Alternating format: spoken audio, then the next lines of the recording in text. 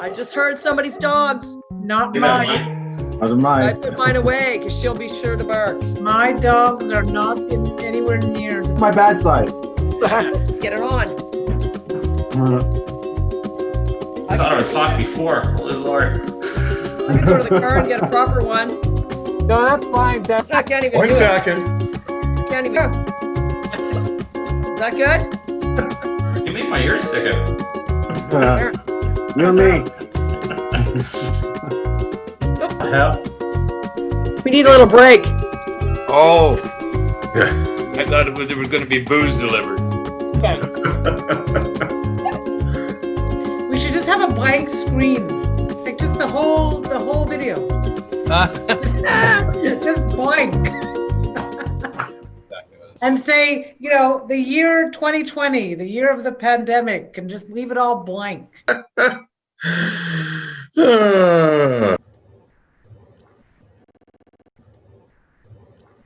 Hello, committee chairs, and thank you for being here today. I imagine you're all very busy. It's been a challenging year all around, both personally and professionally. Yet you managed to move your committee meetings online and to continue to advance your committee's goals. Before we begin, on behalf of the Board of Directors, I want to take a moment to relay a heartfelt thank you to you and all of our volunteers. We truly appreciate everything that you've done. So let's get started. What has your committee been up to in 2020? Tony, there's a Zoom meeting. You don't need to wear a mask. But it's such a cool mask, Deb, and you can never be too safe. This year, members of the Realtors Care Committee allocated just over $77,000 to 22 shelter-related charities in the Ottawa area that were endorsed by our members. Last year, we had over $100,000 to give, but with the golf tournament canceled, all of this year's fundings came from the $2 per member per month program. We owe a giant thank you to our members for their contribution. Our committee wasn't able to participate in the Habitat for Humanity bill this year due to COVID, but we did receive $18,000 in emergency funds from the Ontario Realtors Care Foundation and OREB in May. We invited previous endorsing members to submit applications for charities that hadn't received any government assistance at that time. I'm pleased to say the $18,000 was equally distributed amongst 7 local charities. Lastly, for the second annual Realtors Care Week, CREA asked us to focus on preventing and ending homelessness in Canada, which has emerged as a critical issue due to the pandemic. Our committee chose to raise funds for the Youth Services Bureau, which supports homeless youth. These contributions went towards filling over 100 gift bags for the clients in their care. The gifts were filled with toiletries, cleaning products, socks, gloves, a gift card, and a treat. For some of them, this will be the only gift they will receive this holiday season, so it's very special. Wow, Tony, great stuff. Thank you to the Realtors Care Committee and our OREB members for contributing your hard-earned money to helping so many less fortunate in our community. Our pleasure. So Paulo, what has the MLS and Technology Committee been up to? Well, even though the committee had only met once this year, there was a lot of work going on in the background, working on a list of matrix improvements that the committee had generated from the last year. Our most important achievement was the release of OREB's new MLS rules on November 2nd. This extensive project had been in the works for a few years and was combined effort between the Professional Standards Committee, the MLS and Technology Committee, and board staff. The new rules are easier to read and hopefully understand, better organized, and are formatted to follow the life cycle of a listing. Continuing from last year's changes to the district neighborhoods in Canada, we tackled the ever-growing Orleans. We had added 3 new DN codes to the 1100 block. The additional codes in Orleans and the previous changes in Canada have made it necessary for new maps. The mapping app on the dashboard will be updated soon, and the board is ordering both paper and large format wall maps in the new year. Amazing work, Paulo. Thank you to you and your committee. Committees often have to pass the torch to OREB staff to carry out the execution or implementation of our work. Thanks to your committee, who are always ready and available to assist when necessary. Now, Penny, will you please share with us the government and community relations, what the committee has been working on this year? Certainly. This year, the GCRC committee hosted 5 MP, 3 MPP, and 2 city councillor meetings. On the local front, the city joint planning meetings on May 11th, I presented our board's position, which is a balanced approach to intensification and responsible expansion of the urban boundary. And I'm happy to say the city has since approved the balanced approach. Our committee is now moving towards our 2021 goal of lobbying city officials that there is a need for additional housing opportunities for seniors. The pandemic has brought into stark focus concerns for our seniors and their living arrangements. Together with OREA's ORP committee and Nick Nanos, we are developing a research project to conduct 2 surveys, one for OREB members and the other for residents in the OREB catchment. The results will help us gauge perceptions and concerns related to senior living options such as long-term care facilities and increasingly in-demand secondary suites and coach homes.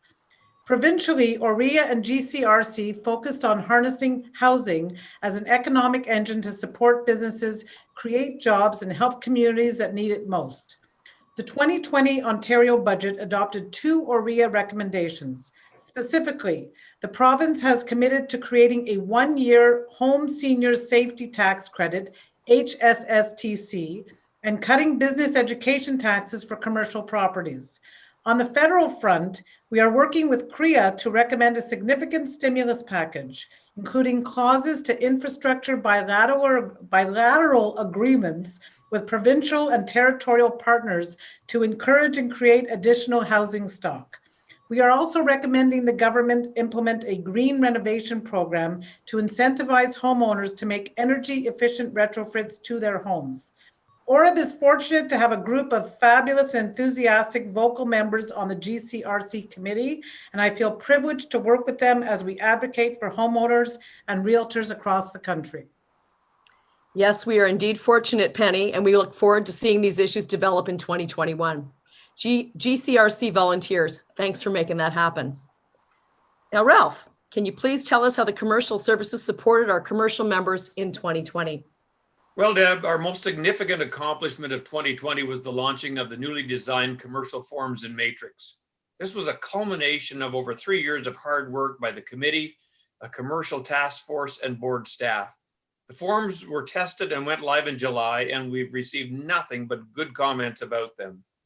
The CSC has also arranged for print and digital advertising in the BOMA Space Directory, the Real Estate Forum magazine, and sponsored content in the Ottawa Business Journal. These will promote the value and advantages of working with the OREB commercial realtors to commercial real estate buyers, sellers, and tenants. Finally, using a portion of the CSN's monthly membership fee, the committee approved the purchase of presentation folders, which will be sent out to all CSN members shortly. So it was a great year, unbelievable what we accomplished. Yes, great news, Ralph. I'm sure our commercial members appreciate all the efforts that the CSC has put to promoting their businesses, and a big thank you to your committee as well. Let's move on to professional standards, discipline, and arbitration committee. Fred? This year, the PSC handled over 60 files by the end of October. Due to the pandemic restrictions, our volunteers had to transition to a virtual meeting environment, which was not easy with a committee of 17 members. Yet they successfully ensured that meetings and research interviews continued.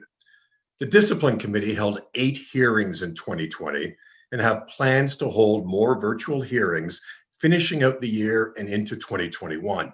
Again, the transition to virtual hearings has been a challenge, but the committee has shown resilience and patience with the new processes. Finally, the Arbitration Committee handled 3 commission claims in 2020. As we all know, this has been a tough year for everyone, and all our committee members have maintained their diligence and hard work throughout. Absolutely, Fred.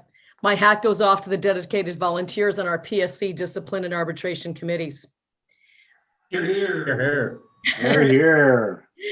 Thank you for that, guys. Okay, Curtis, can you please tell me about the virtual events hosted by the YPN committee this year? Sure thing, Deb. Our annual Realtor Lifestyle Power Panel was scheduled for April, but had to be reorganized as a virtual event in May. In navigating the aftermath, Mike Lewicki discussed the various legal issues surrounding COVID-19, while Nick Funditis gave us marketing advice and talked about what the future of the real estate business might hold. Gabriel Devarnis closed out the presentations with his insight on how to interpret and communicate marketing stats. After presentations, we had a Q&A session hosted by Bill Meyer with over 215 participants. We can safely say this was one of the most successful YPN events ever. And we were able to share a recording of the panel and the presenter slideshows with membership in the Mem News. As for our second event, we've had a series of setbacks with the presenters. Apparently, real estate lawyers are even busier than realtors. Who knew? Oh, hold on, I have to get that. Let's hope that that's the dry cleaner with his pants. Good dress. Well, the pandemic did not slow down the real estate market, and it certainly didn't stop our volunteer committees from accomplishing their 2020 goals. Again, thank you to everyone. Without your time and energy, OREB would not be here or where it is today. Let's give a virtual hand to our awesome chairs and our amazing volunteers.